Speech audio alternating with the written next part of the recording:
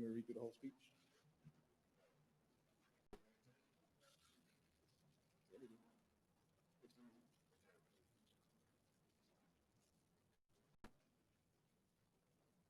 At this time, the national anthem will be sung by Mr. Alec Powers, the fine arts instructor.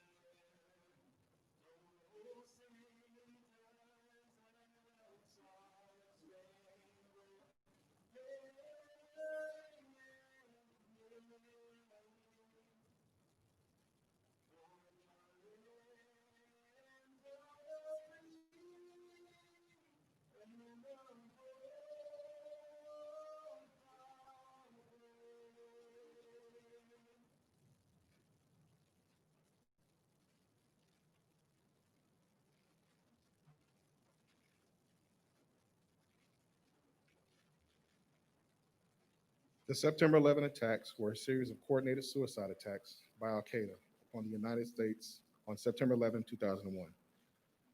American Airlines Flight 11, with 92 persons on board and en route from Boston to LA, crashed into the World Trade Center's North Tower at 8:46 a.m.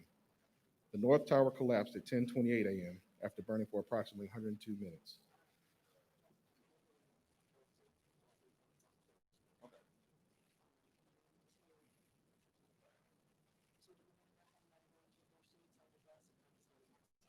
Yeah.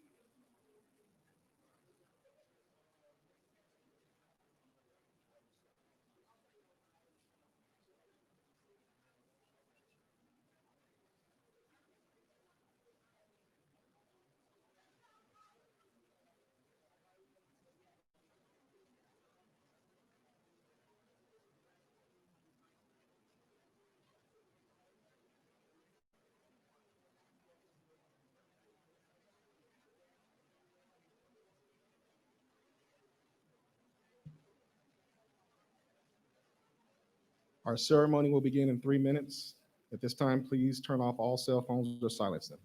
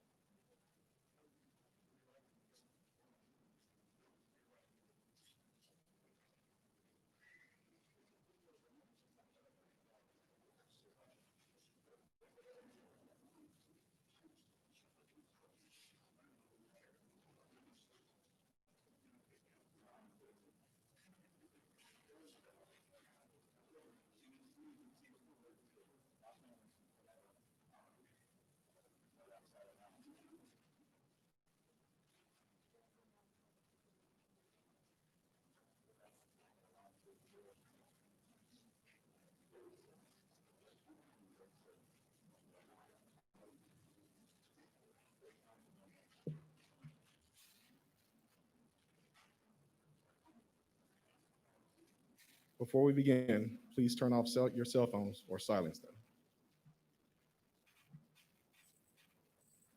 Ladies and gentlemen, on behalf of the Student Government Association, our president, Dr. Larry King, and our board of trustees, I welcome each of you to the FTCC remembrance of the September 11, 2001 attacks on our country.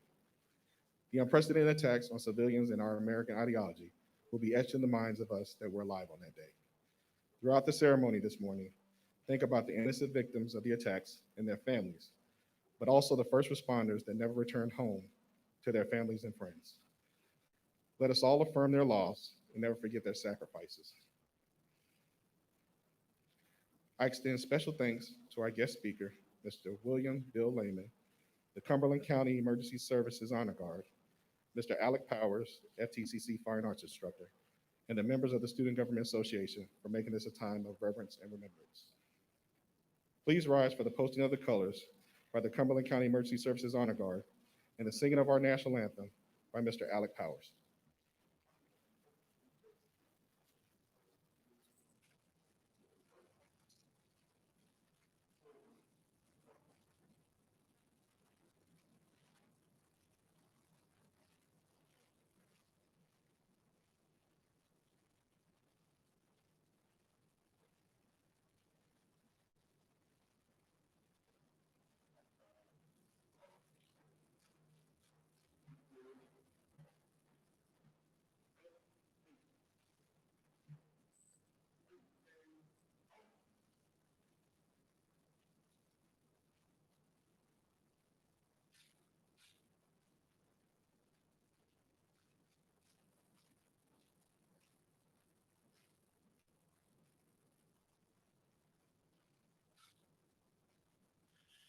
Oh, say, can you see by the dawn's early light what so proudly we hailed at the twilight's last gleam, whose broad stripes and bright stars through the perilous fight o'er the ramparts we watched were so gallantly streaming, and the rockets rang there, the bombs bursting in air gave proof through the night that our flag was still there.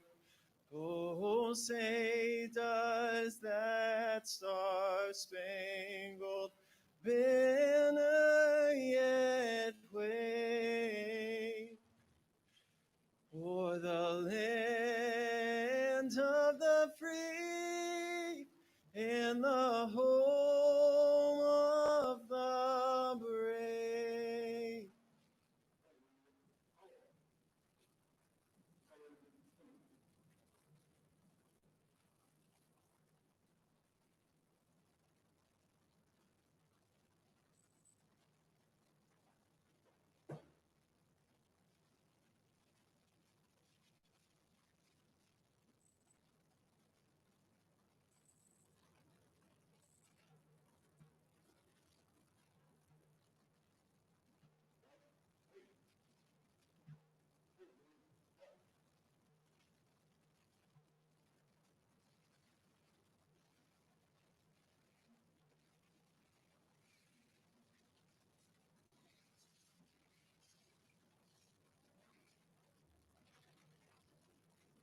The September 11 attacks were a series of coordinated suicide attacks by Al Qaeda upon the United States on September 11, 2001.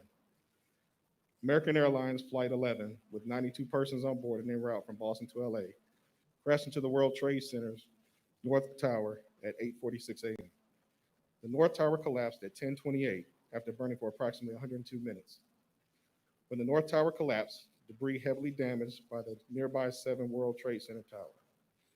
Its structural integrity was further compromised by fires, and the building collapsed later in the day at 5:20 p.m.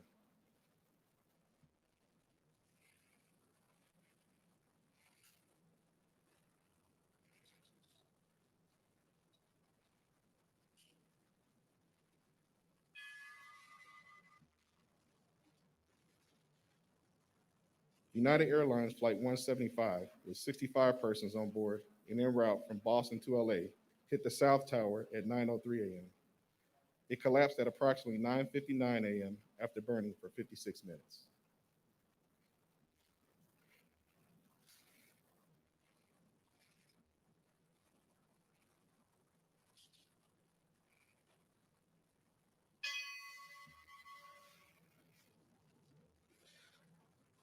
American Airlines Flight 77, with 64 passengers on board and en route from Washington to LA, crashed into the Pentagon at 9:37 a.m. 125 in the building were killed.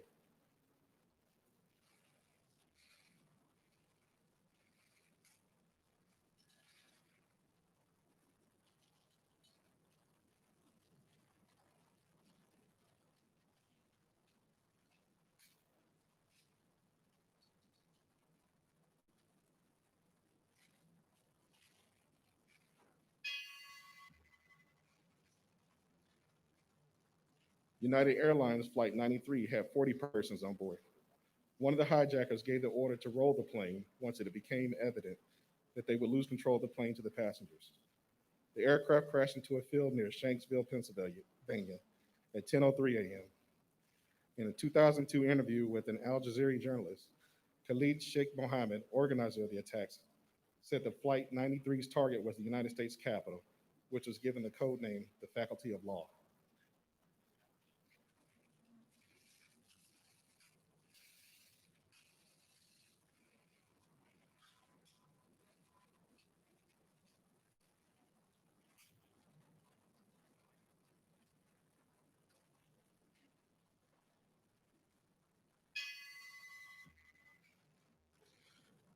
There were no survivors from any of the flights. 2,604 persons in the two towers died as a result of the crashes. At least 200 people jumped to their deaths from the burning towers. 411 emergency workers who responded to the scene died as they attempted to rescue people and fight fires. The New York City Fire Department lost 341 firefighters and 2 FDNY paramedics. The New York City Police Department lost 23 officers. The Port Authority Police Department lost 37 officers, and 8 additional EMTs and paramedics from private EMS units were killed.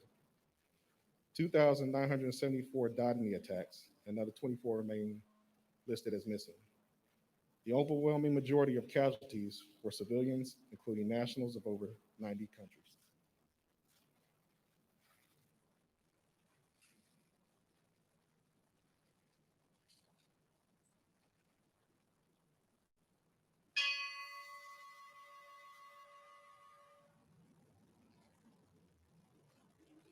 Please be seated.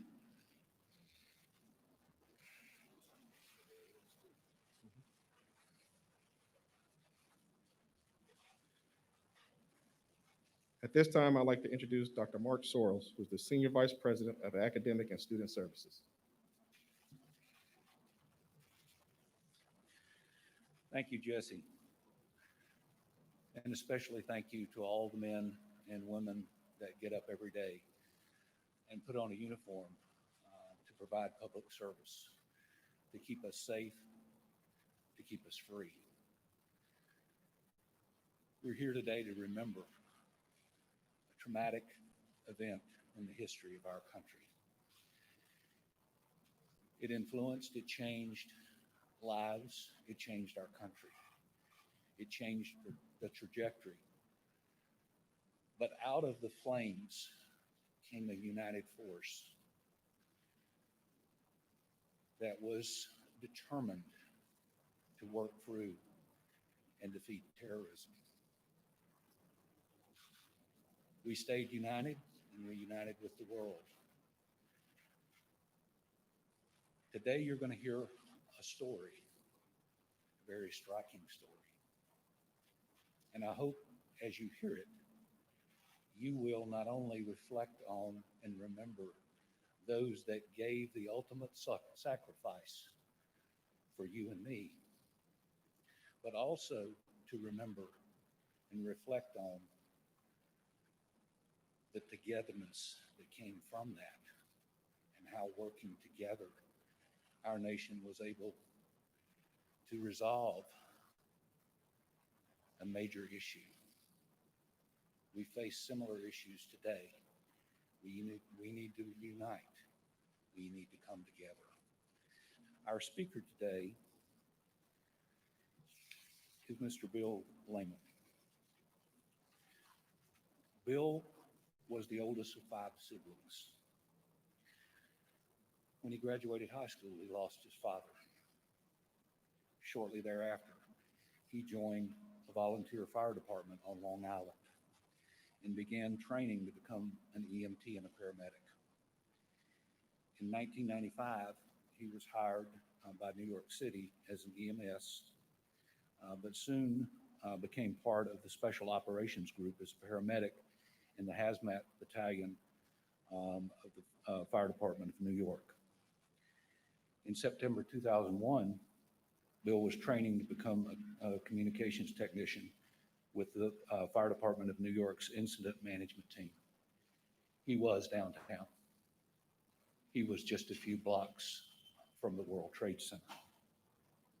In 2003, Bill was promoted again as a member of the Rescue Medic Special Operations Division.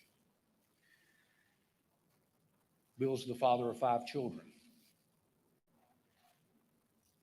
In addition to living through 9/11, he lost a son in 2011, shortly after birth due to complications.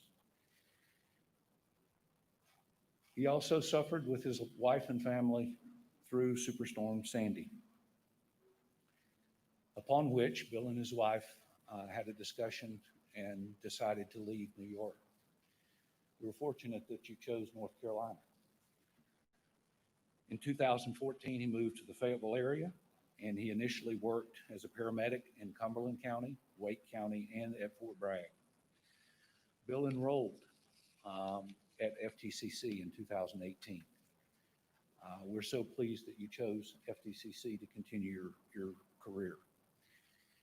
This past May, he persisted and graduated with his AAS degree in Emergency Medical Science, the Bridge Program. He is now a flight paramedic for Vidant East Care. Please help me, join me in welcoming Bill Layman to the podium. Bill?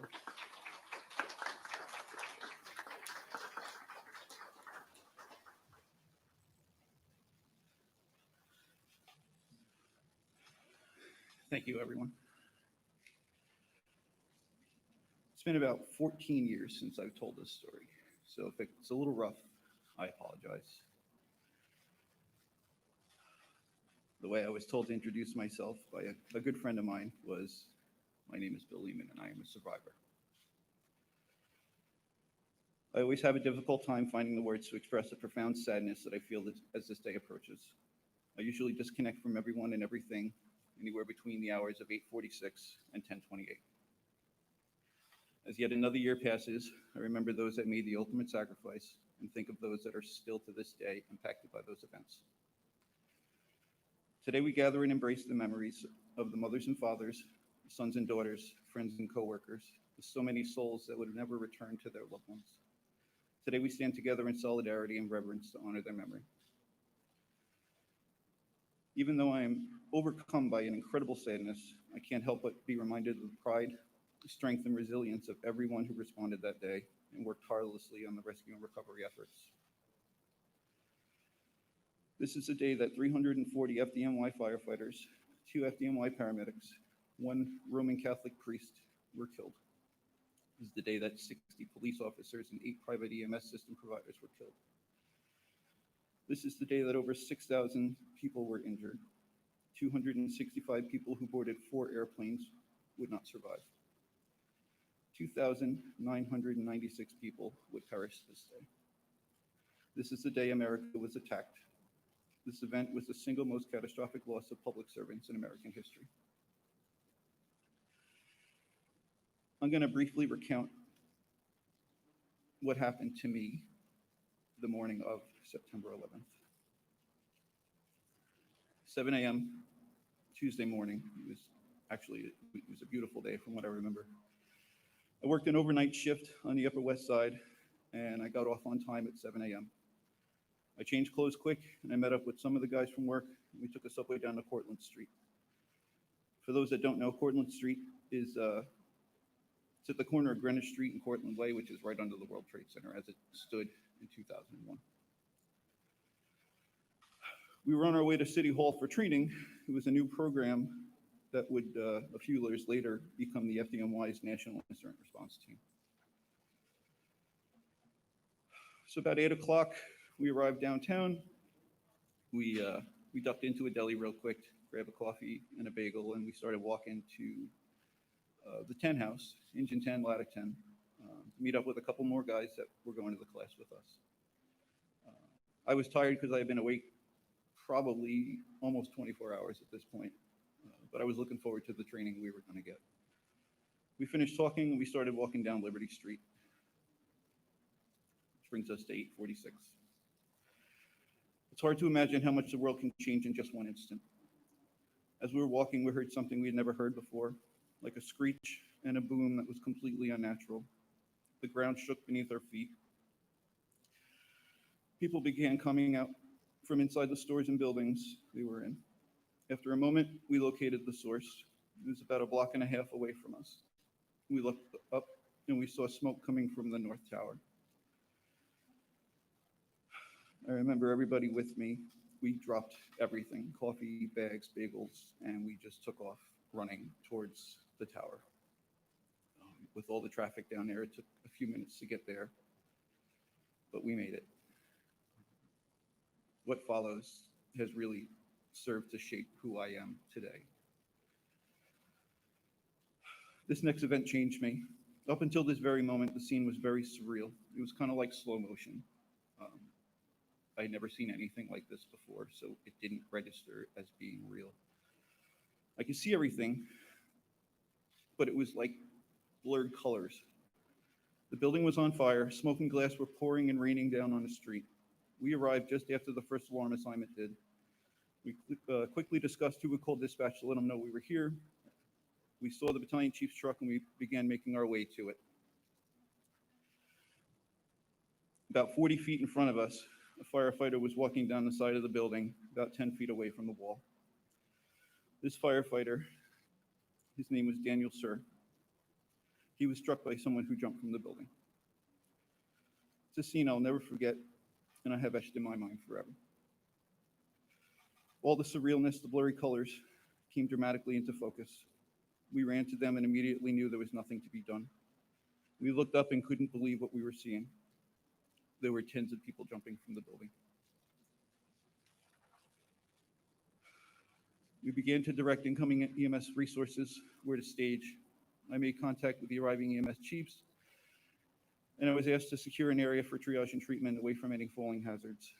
I gathered the EMS crews with their equipment, and we made our way to the South Tower.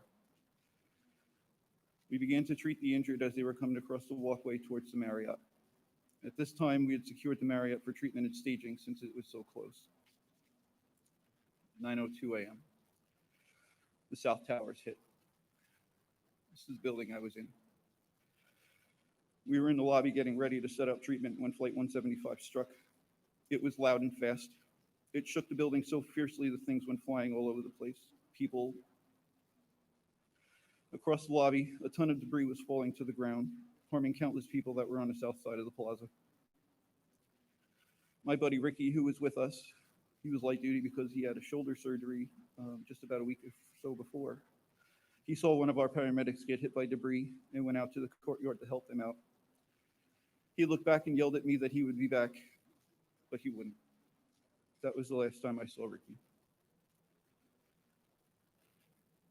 I was able to get a radio and talk to the EMS incident commander, who said that they were going to evacuate the World Trade Center complex. So that's what we did. We began evacuating the South Tower, everyone we could. We sent them across the West Side Highway to what we hoped would be safety. Others came from the North Tower and went down to the subway. I can't tell you how many thousands of people I saw run past me. The police department was instrumental in directing these people to safety. By this time, I had made my way to the lobby of the North Tower. Our EMS command had staged about 2 blocks away due to poor access and a massive treatment, triage, and staging area being set up. I wanted to check in with the fire side to see if I could relay for EMS because communications were getting worse. We were essentially alone inside the Trade Center complex with very little access to outside. 9:59. As I looked around, everybody looked beat. There was debris all over the place. Fire crews were trying to evacuate themselves and civilians. Little pockets of fire all over the place. And then the tower fell. I've never been in a tornado, but I have an appreciation for what it must feel like. All sorts of debris come flying into the lobby. Everyone hits the deck. There are about 80 of us in the lobby. I remember someone asking what just happened. All I heard was, "It's gone." It was pitch black, from sunlight to absolute darkness. The air was so thick you could hardly take a breath. My ears and nose were packed with dust. I remember the burning sensation like it was yesterday. The dust went from black to eventually gray and began to lift. The thing that really struck me was how quiet it had become, like eerie quiet. A few minutes after the dust in the lobby settled, I heard someone behind me scream, "Father, Father." And Chief Pfeiffer, who is the on-scene incident commander in the North Tower, had found Father Michael Judge. He was our official FDNY chaplain. I made my way across the lobby and gave them a hand taking him out of the lobby. They put him on a chair, we picked him up and headed out. He had been hit in the head by a large piece of debris and had a significant injury. He was dead. We had a tough time walking over all of the rubble. We made it to the waiting ambulance crew and handed the father off. I grabbed an IV bag from the crew and started rinsing everyone's eyes so that we could make our way back into the building. I remember people screaming, just walking around in a daze, looking for direction. We were their direction. Things were on fire, burning papers were floating, small pockets of fire on the ground, cars and trucks tossed around and blazing. It was hard to believe what had happened. The next several minutes were spent helping whoever made it to us, flushing and bandaging what we could. We had crews inside the tent house, and I tried a few times to get there, but the rubble from the south tower was piled so high, I couldn't get to them. I had no idea what it looked like anywhere south of where I was. There was a massive evacuation effort now at the North Tower. I was with a group of police and EMS helping direct people away from the site. We were carrying those that couldn't walk.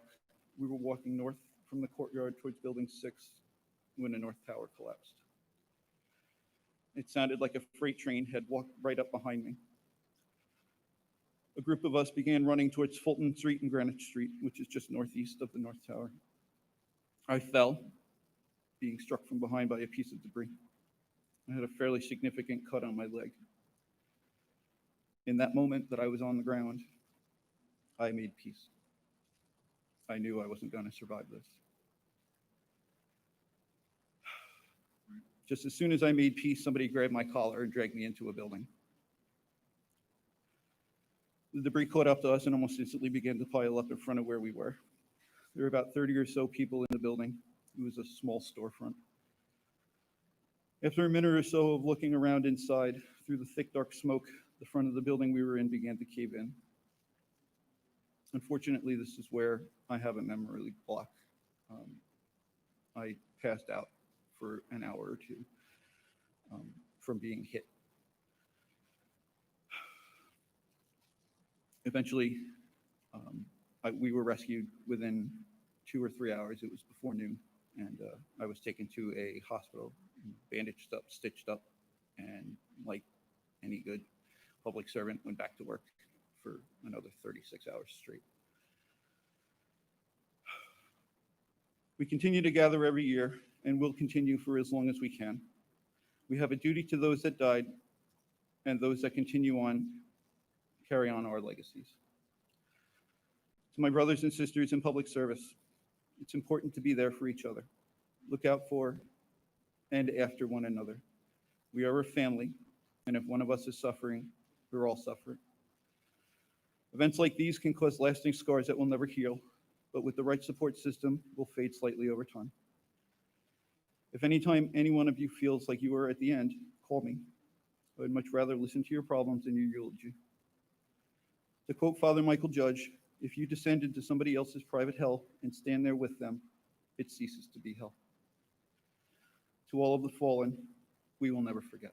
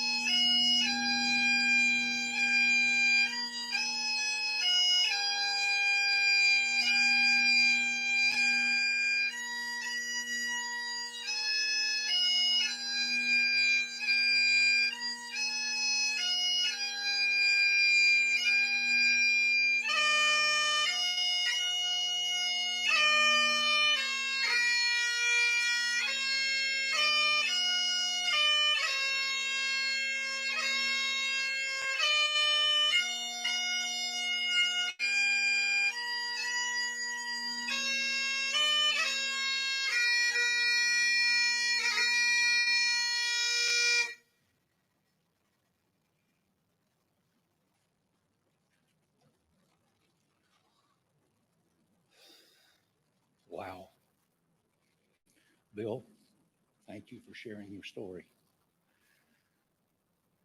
I know that must have taken tremendous courage to relive that in public, although you relive those memories every day of your life. The events of life are lessons to be learned and built upon.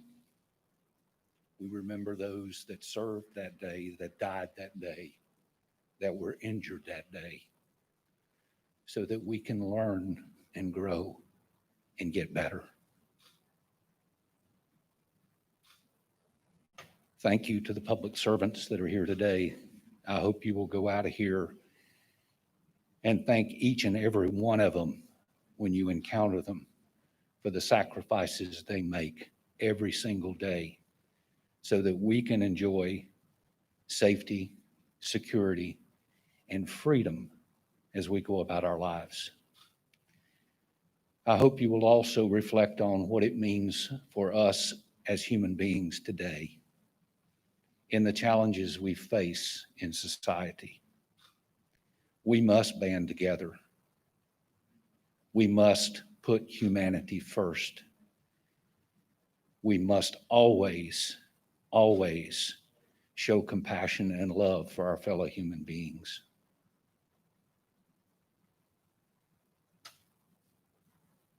United, this country can come through anything.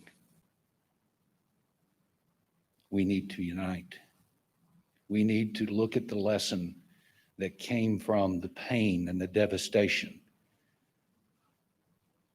of 9/11. The country came together and became a force to defeat terrorism, to unite, and make the world a better place to live. I hope you will take that lesson and use that lesson today. And I hope again that you will constantly thank our public servants, pray for them and their safety, and that the good Lord would guide them each and every day and keep them safe and allow them to return home. Thank you for the work you do. Bill, again, thank you for that wonderful story. Stories shape the history of life.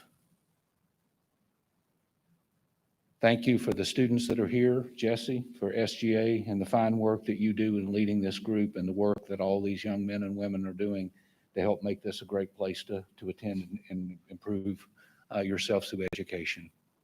Thank you for the staff and everybody that's here. Dr. King sent his regards. If he could have been here, he would. He's doing great in his recovery. And so take this day, and I hope it will be a reminder of who we are as Americans and what we need to do each and every day to get better. Thank you so much.